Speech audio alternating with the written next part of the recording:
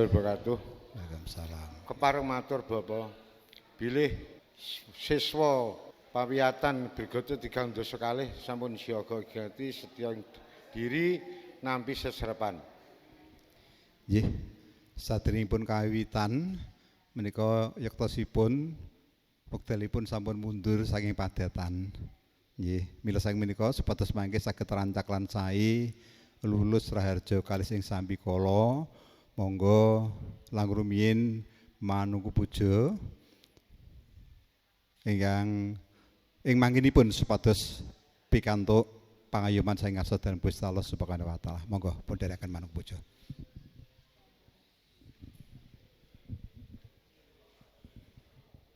Para kadang kula aturi jengkar ing jumeneng nggih.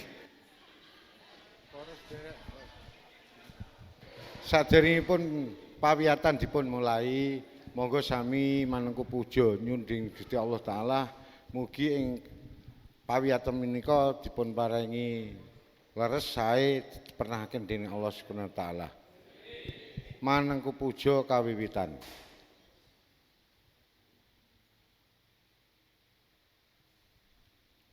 Manungku puja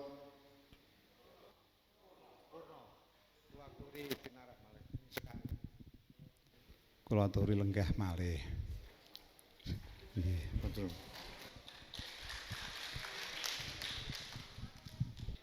Assalamualaikum warahmatullahi wabarakatuh. Nuwun tentem rahayu nugra sewilasaning Gusti ngamurbing dumadi maha welas lan asih sanityasa langgeng lumintu lumuntur lumindir sulumantar tumedhak tumanduk kajiwa kasarira wonten ing jiwangga panjenengan sedaya saha kula waradin saged dumadi widodara rahayu niskala 1. Monggo kula dherekaken jumeneng lancaran permadani rumiyin.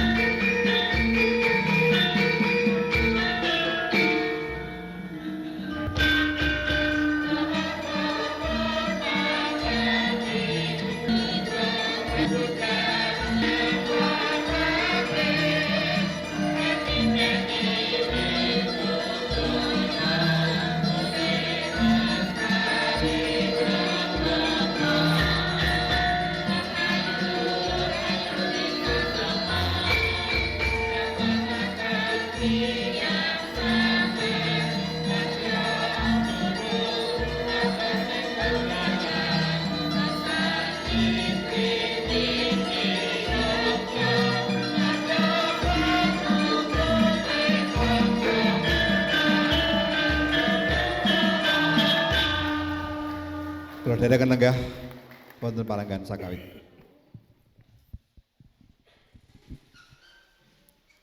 Lajeng kemawon mila kula badhe nderekaken panjenengan anggenipun nampi seserepan menika tasih jatah pawiyatan. Nggih. Mila wingi sampun kula pal, sampun kula bedhek, sampun kula wastani. Sesuk go. Sing ora entuk tugas sak rumangsane ora entuk penggawean. Monggo janipun panjenengan tetep ngasta pulpen kalian sepatus utuh mangyanginipun panjenengan nampi seserepan. Wingi iki saderengipun dumugi titi wanci kados ngaten menika kathah ingkang samya nyuwun pirsa nakokke. Nggih, permadani iki nek seserepan kok mung cerita wae iki, lek praktek sok apan. Nggih niki. Wingi dipun cariyosaken praktek segede-segede, lah dong praktek ingkang saestu menika. Malah kangge bergodot 3 dasa kalih menika ngedap-edapi luar biasa. Nggih, ngedap-edapi awit menapa? Anggenipun ngento nindakaken ayahanipun menika kanthi temen-temen tumemen.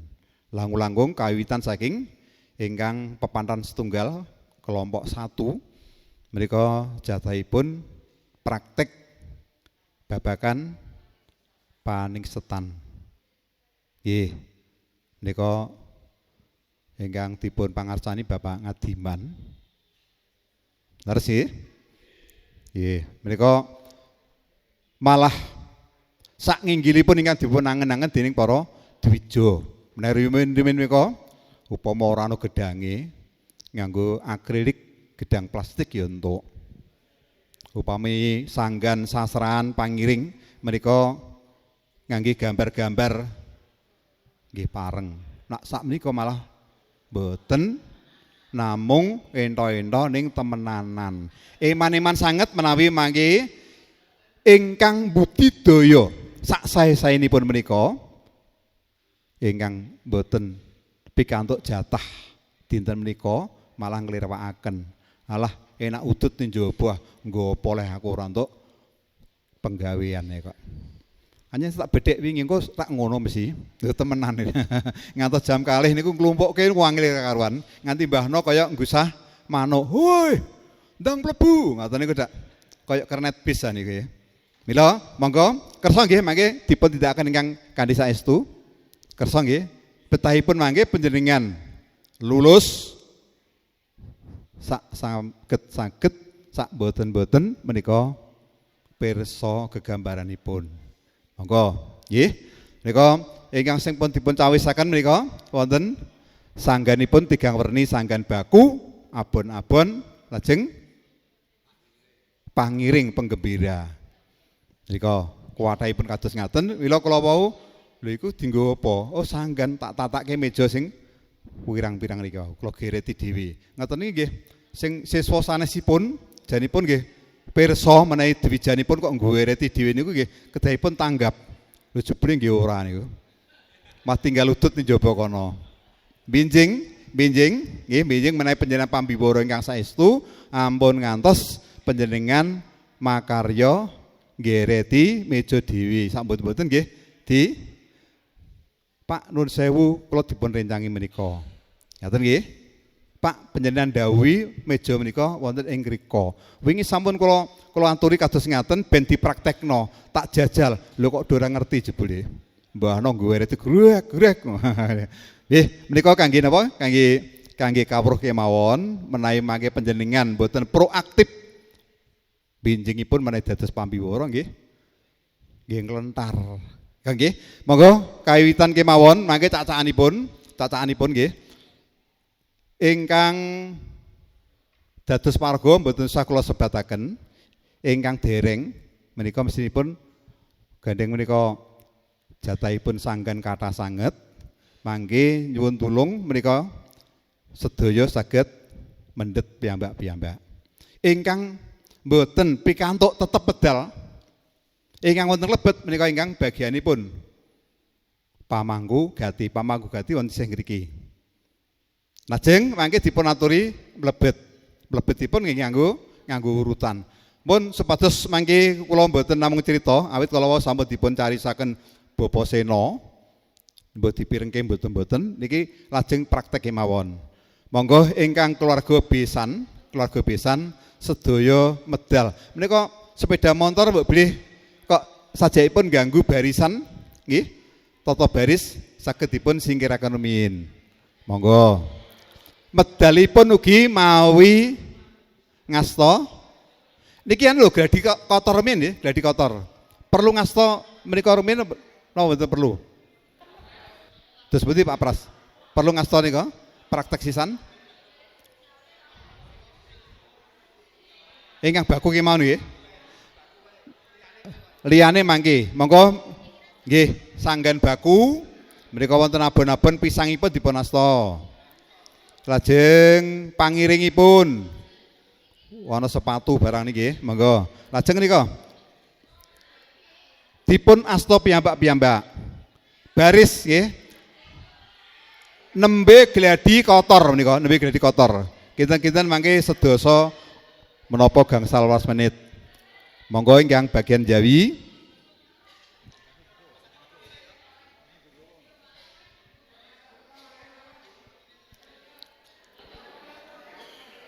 Monggo.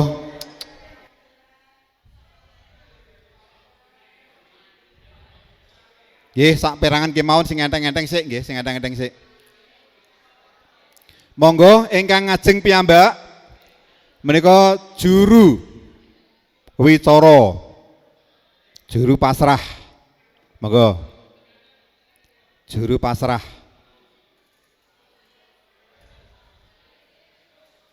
Winggengipun calon pengantin kakung dipun apit rama ibunipun. Monggo. Monggo.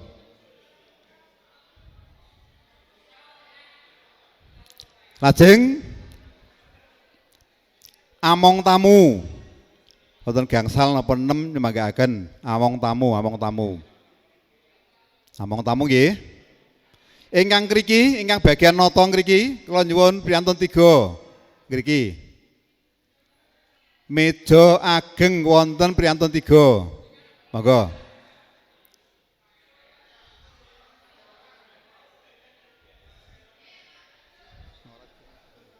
Mboten disebutaken asmanipun nggih. Monggo sinten ingkang bagian mriki? Sekawan napa pinten mangke nata. Monggo.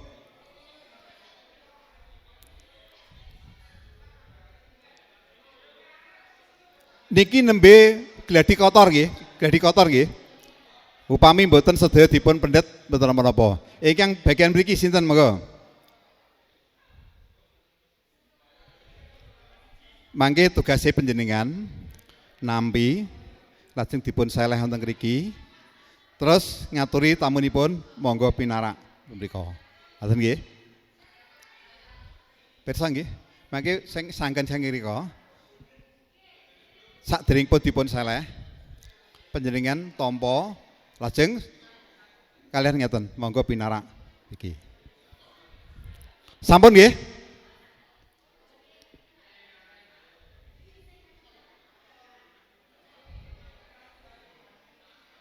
Ngajeng piyambak juru wicara, juru pasrah. Monggo. Lajeng Bapak Pamangku Gati siaga wonten mriki. Mangke nyalami calon besan. Monggo.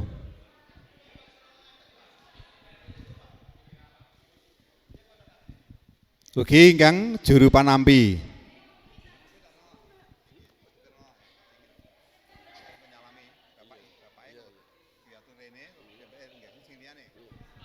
Sampun nggih? Sampun siaga nggih?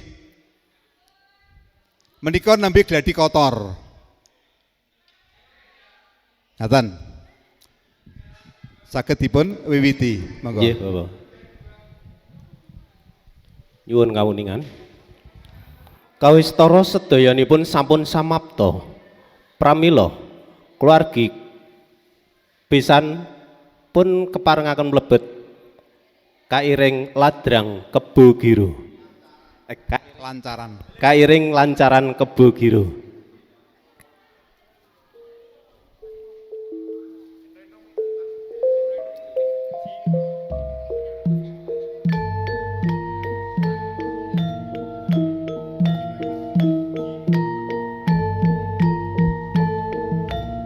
Monggo saged kawiwitan mlebet.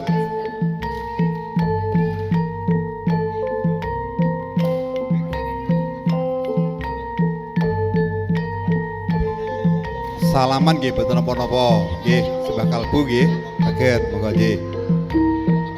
Pun sembah kalbu mboten napa pun. Monggo.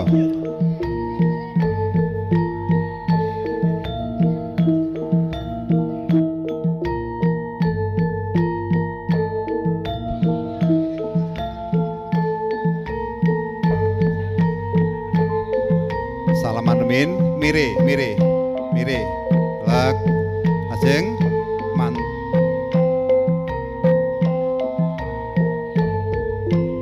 astanipun ngaturi Pak, astane Pak. Ngaturi. Nah, monggo.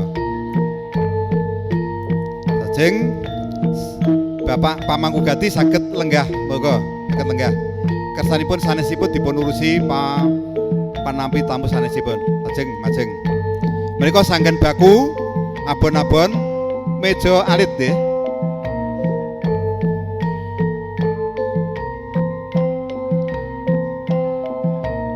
Monggo.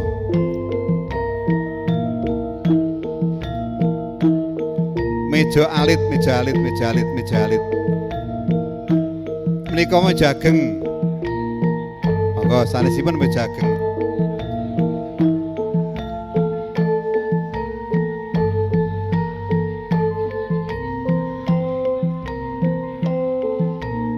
Sasampunipun nampi sanggan panjenengan ngaturi lenggah. Monggo para tamu lenggah.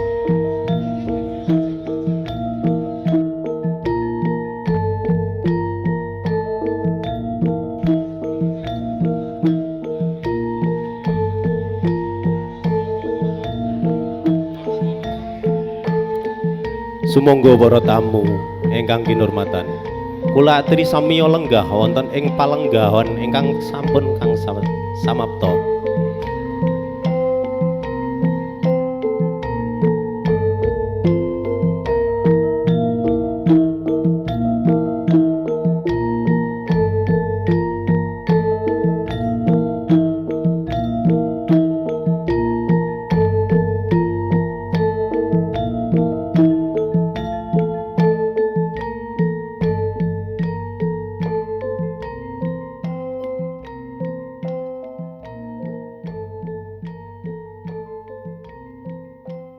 Sampun nggih. Ngaten mangke mlebetipun kados ngaten. Sampun ampun ngantos wigah-wigih nggih. Ya mlebet lenggah sedaya. Menawi lenggah sedaya sampun nembe pambiwara murwakani. Mangke tak sampun nggih. Nggih, ngaten nggih. Pre-memori ngaten mawon. Gendhingipun dipun saosaken nggih. Nggih, dipun anggep maos tata cara dipun anggep rampung nggih. Ajeng tata cara kekalih.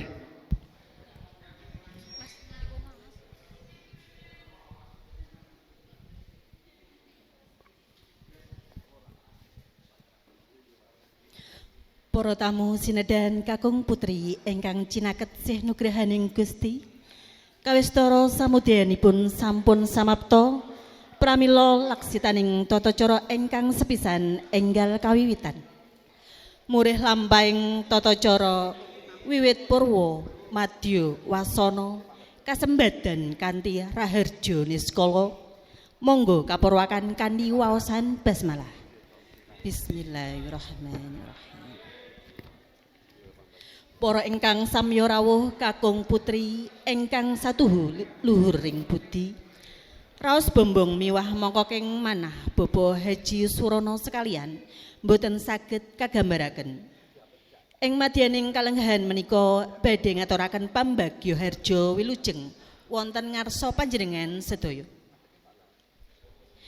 Awit saking bombonging manah anggenyo badhe matur amung kandhek wonten ing jangga. Pramila minangka sulih sarira ingkang piniji nun inggih Bapa Ngadiman sarjana hukum kasumanggaaken. Nuwun. Monggo, diwehi serpek ya apik monggo.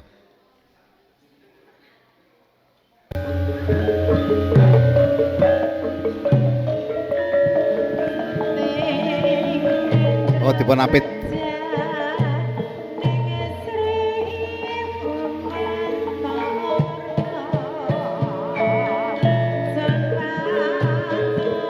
Malik sembah kalbu.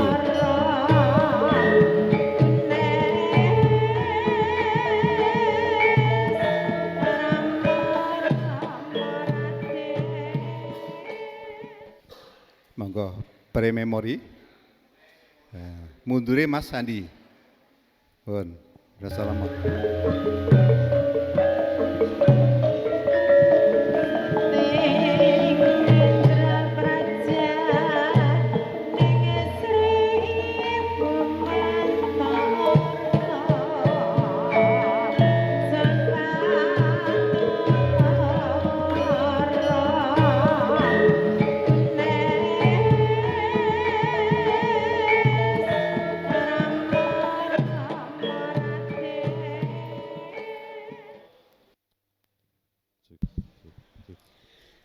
Terwaca cetha kaduk ruruh hangarah prana babaring pangandika Bapa Ngadiman sarjana hukum minangka sulih sarira ingkang hamengku gati.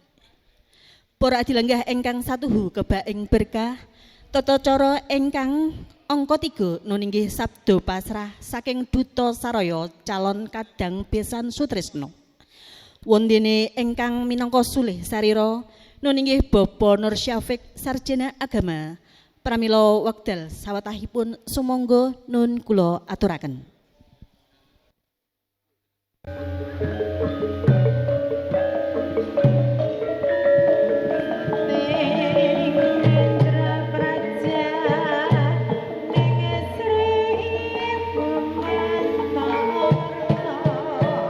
Halus, Malik. Sembah kalbu.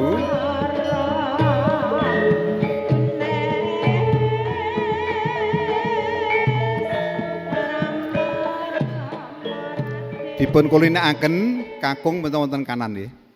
Monggo, rampung Mas, monggo serpek malih mundur.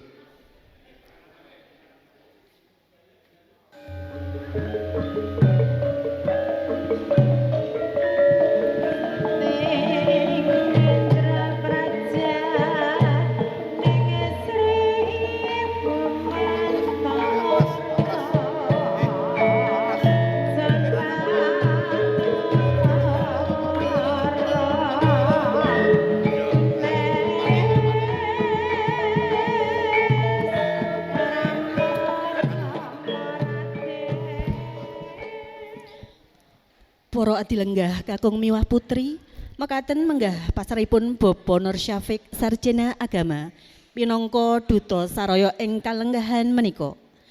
Kanthi pratela cetha wijang wijiling pangandikan.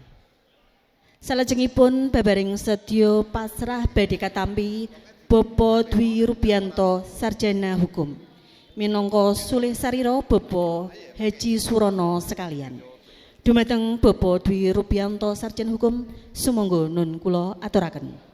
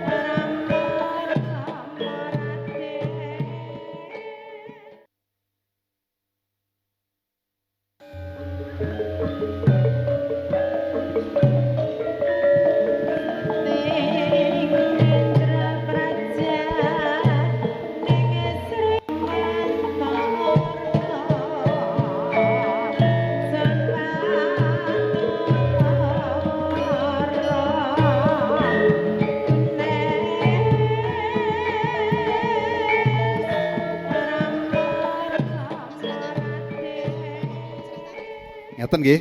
Sak samunipun ingkang nampi nutup pangandikan tetep jumeneng dipun susul menika mangke. Tetep jumeneng. Nggih, awit wonten simbolis sama nggih. Nggih. Pak Seno mangke Pak Seno. Nggih. Nggih. Majengipun mangke Pak kersanipun dipun aturi Pak. Ya simbolis Pak. Monggo simbolis. Simbolis monggo. Dipun acarane simbolis monggo.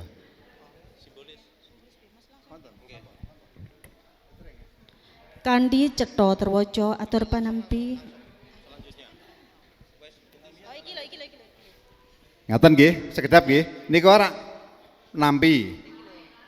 Pasrah panjenengan kula tampi. Cekak semanten wassalamualaikum warahmatullahi wabarakatuh. Terus disusul langsung disambung. Cobi pamanipun kula ingkang pasrah, ingkang nampi. Nggih. Cekak semanten atur panampi. Wassalamualaikum warahmatullahi wabarakatuh. Nah. Iku bagiane sapa? Dieling-eling.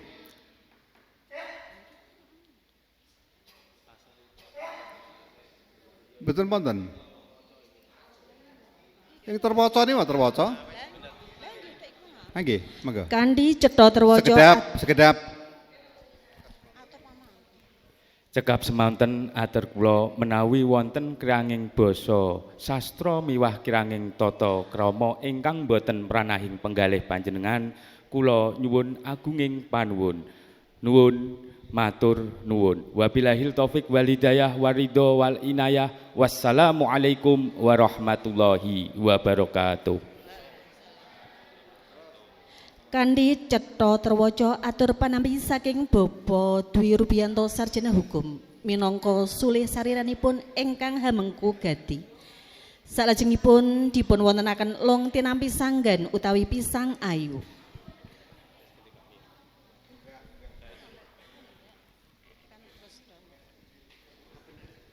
Pramila Rama ibunipun calon pengantin jalu masrahaken pisang ayu dumateng Rama ibunipun calon pengantin putri. Wonten ingkang mendhetaken ampun Rama Dwija cobi. Wonten petugase Pak, mohon.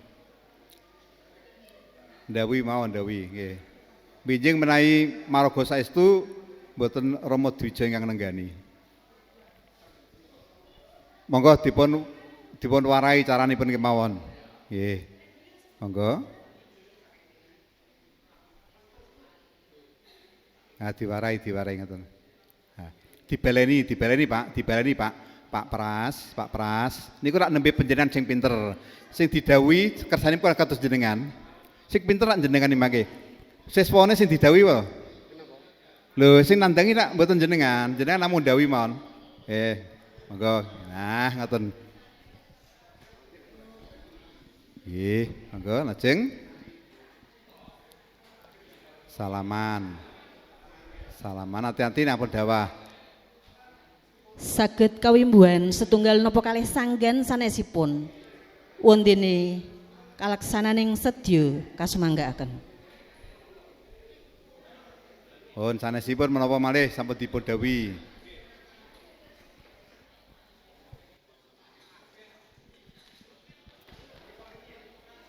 Monggo. Wonten 3 nggih. Pisang kalawa abon-abon, lajeng ingkang baku pundi ingkang baku, paningset baku. Oh cincin, monggo. Nggih. Monggo.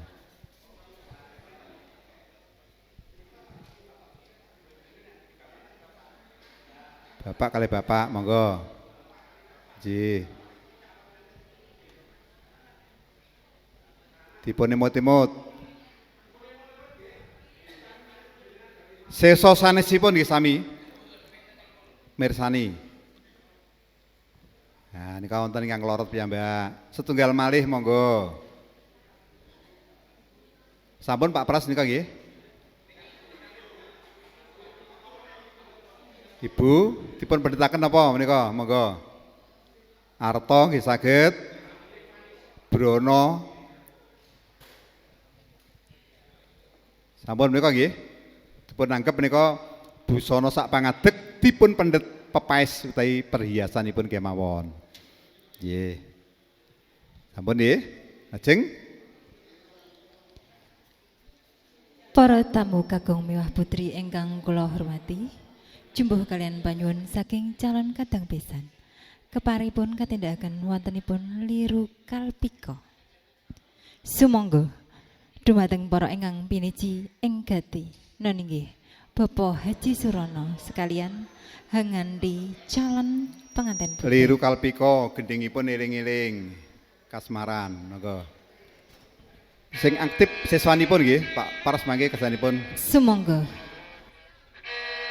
Ibu Hajah Heni Sekarsari mundhut kalpika Calon kagem pengantin. calon pengantin putri.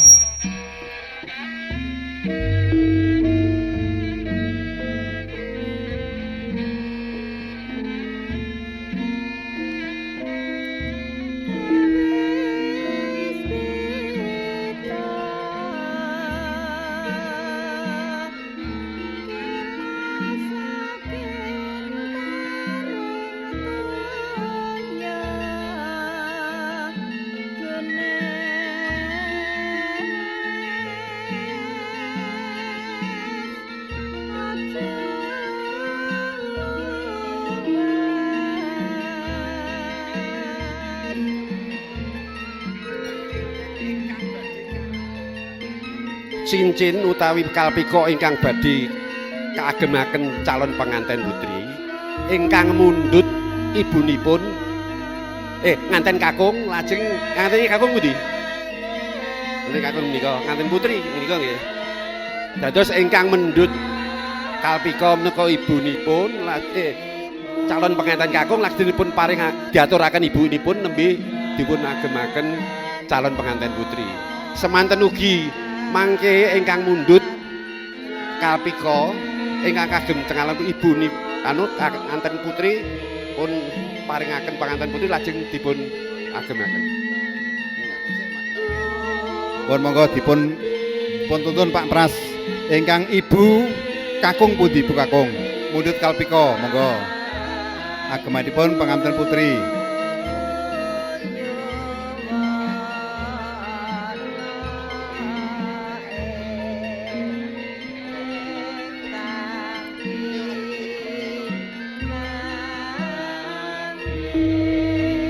Awit menapa nut agami sakderengipun ijab dereng pareng mek-mekan.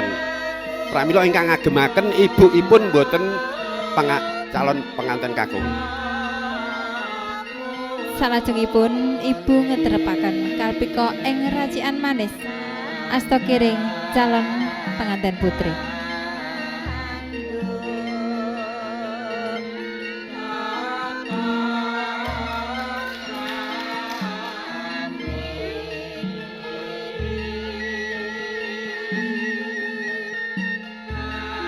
Ibu Hajah Tiwi Susanti mundhut kalpika kagem calon pengantin kakung.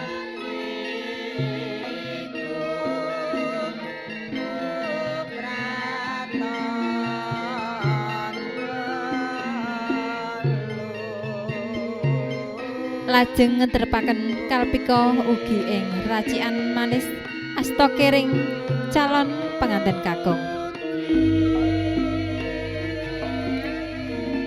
Perlu kaoningan bilih mapanipun kalpika ing tata cara paningsetan mapan ing racikan manis kiring karana dereng sah manut pranatan agami utawa adat. Purna liru kalpika calon pengantin sekalian lenggah jajar ing palenggahan piniji.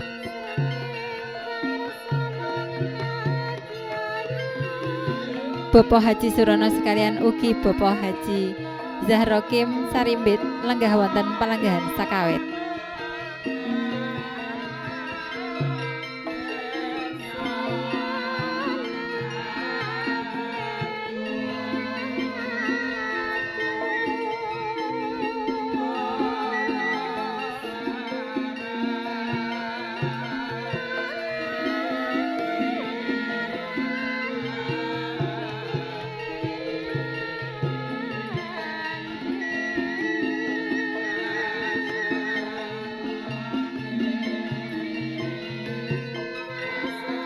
lulus raharja niskala liru kalpika ingkang katindakaken calon pengantin kekalih.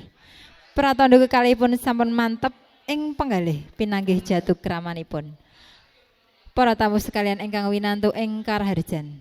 Samangke handungap tata cara angka 7 manungku puja.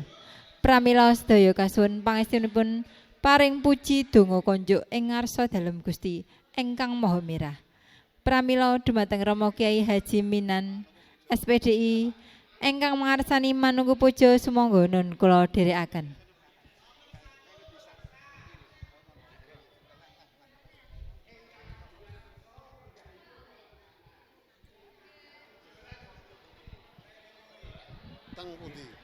Cedhak kalih putranipun piyambak-piyambak.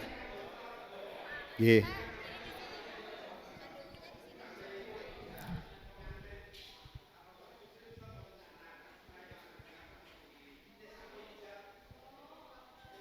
Nggih.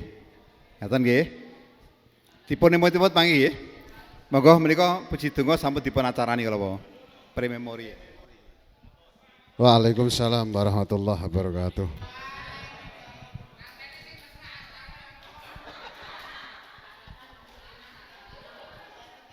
Puji syukur matur gunging panuwun ingkang tanpa pepindhan. Mugi donga sedaya para adilenggah dipun ijabah ngarsa dalam Gusti Allah Subhanahu wa taala satemah calon penganten wilujeng ngantos tumapaking akdun nikah. Para tamu sedaya ingkang minulya, tata cara angka 8 nun inggih pitepangan keluarga.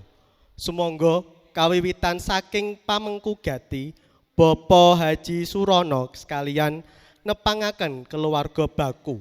Para putra sederekipun calon penganten kawimbuhan sederekipun Ibu Hajah Dewi Susanti ingkang rawuh.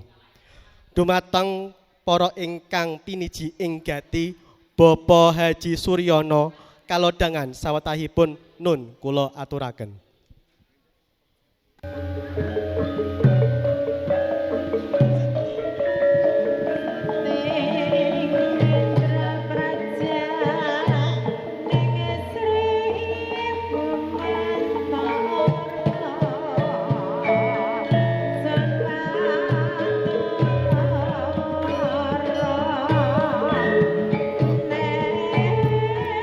Pak Pras tetep wonten mriki nggih Pak nggih.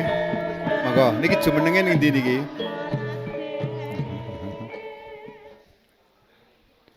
Lain nepangke jumenenge to pundi? Ampun ditilar, ampun ditilar. Ajeng mriki. Ya wis kono.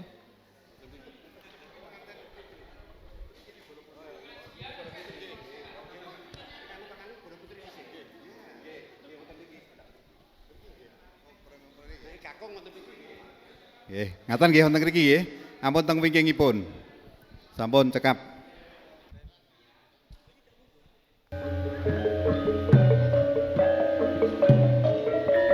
Mangke anggenipun kundur ampun dirundul nggih.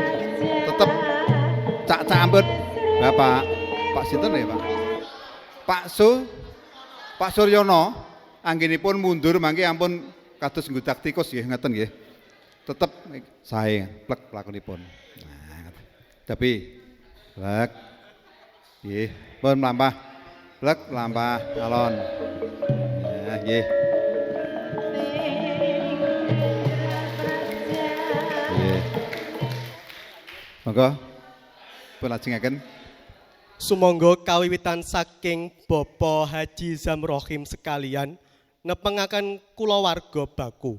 Para putra sederekipun calon penganten kawimbuhan sederekipun Ibu Hajah Heni Sekarsari ingkang rawuh. Dumateng para ingkang piniji ing gati Bapak Haji Basudewa kalodhangan sawetahipun nun kula aturaken.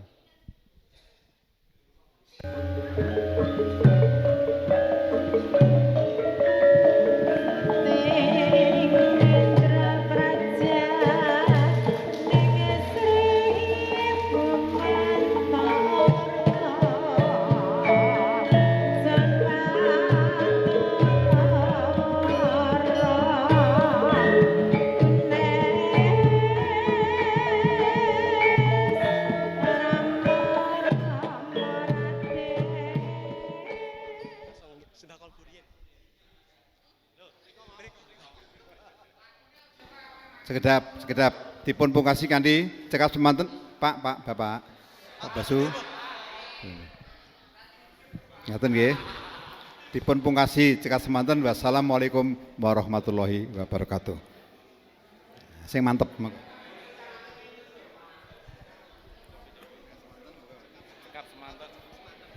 Cekap semanten. Wassalamualaikum warahmatullahi wabarakatuh.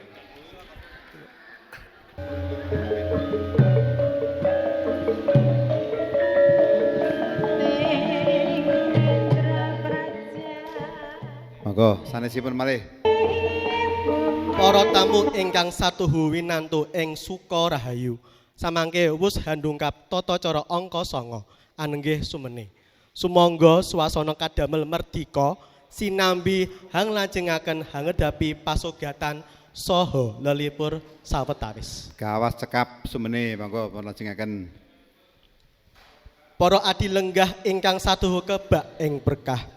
Inggih awit kawas cekap swasana sumene pramila ngaturing kalodangan dumateng kulawarga calon besan badhe pamit saha atur wangsulan saking pamengku gati. Liripun paraga piniji Bapak Nur Safik Sarjana Agama kepareng jumeneng jinajaran calon besan Bapak Haji Zarohim sekalian. Besan, ampun besan. Aben ajeng kalian Bapak Haji Suryono ingkang jinajaran Rama ibunipun calon pengantin putri Bapak Haji Surono sekalian.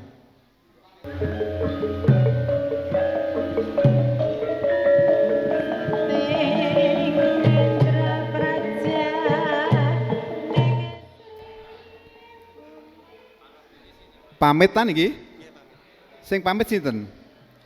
Kawistara sampun sawega ing gati, sumangga Bapak Haji Zarohim anggenipun badhe pamit lumantar Bapak Agus Prawiro Sarjana Teknik, sumangga nun kula dherekaken. Monggo mlampah mriki.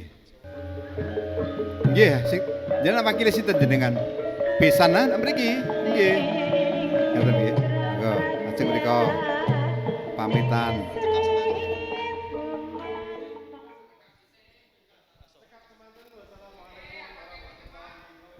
Nggih, mlampah ingkang sae.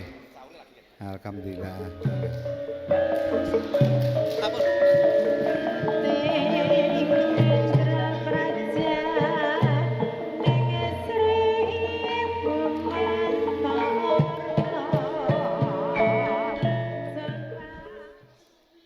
Kawistara sampun sawega ing gati, sumangga Bapak Haji Surono anggenipun badhe watur angsulan saking kulawarga calon pengantin putri lumantar Bapak Mukhlis Sarjana Manajemen. Sumangga nun kula dherekaken.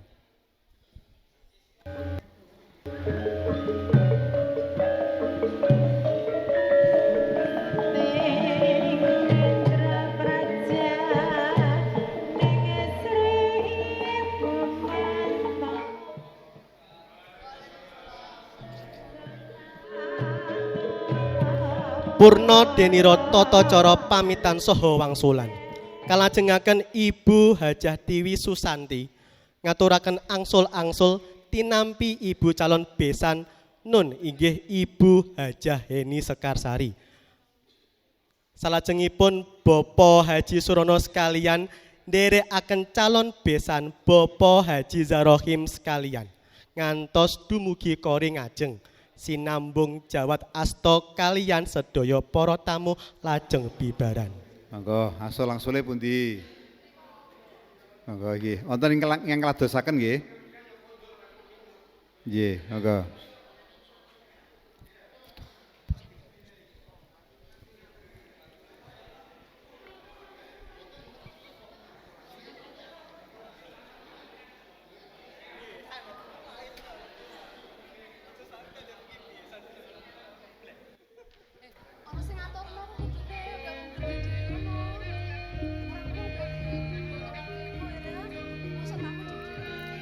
Monggo.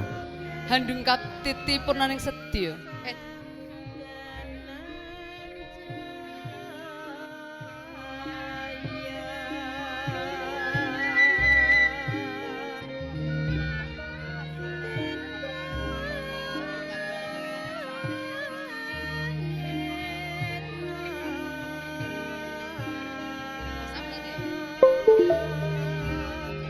handungkap titi purnaning sedya karena urut reroncening tata cara sampun kaleksanan kanthi prayogi kula minangka pambiwara ugi hanglenggani saking kiranging seserepan hanjalari kutunge pamanggih miwah kirang pono dumateng wewarah wewangsaning para winasis ing reh basa tuwin sastra ingkang menika mugi para rawuh sedaya nglupirna pangaksama lir mbedah bendunge Jalanidi pangaksami saengga para tamu sedaya ingkang minulya kawistara calon besan sekalian kakanthi rama ibunipun calon putri tumuju wiwara ngajeng pratandha yekti purnaning gati mekaten laksitaning tata cara pawiwahan panisetan lamaran ingkang sampun kaleksanan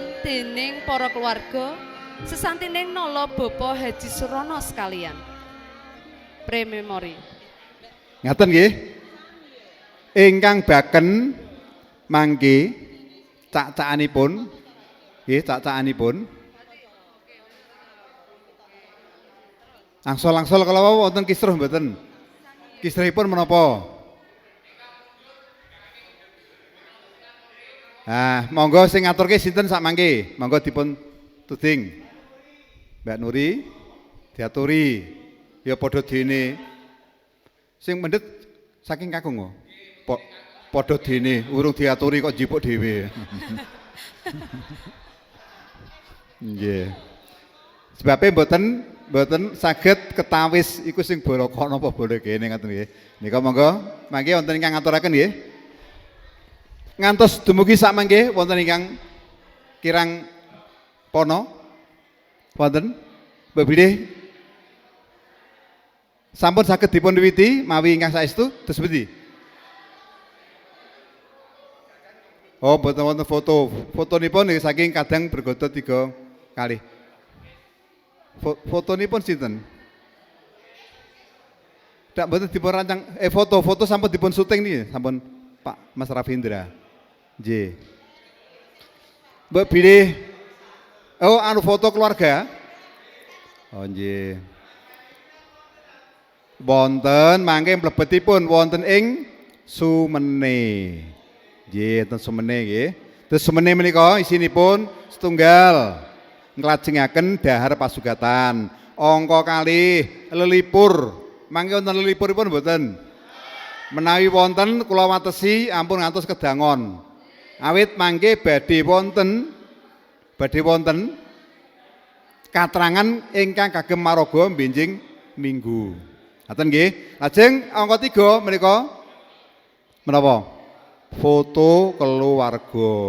Ngaten nggih. Menika isinipun. Nek menika mboten perlu dipun praktekaken nggih yang foto nggih. Perlu mboten? Mboten sah nggih. Isinipun nggih menika semene. Kula kinten cekap mila dipun emot-emot,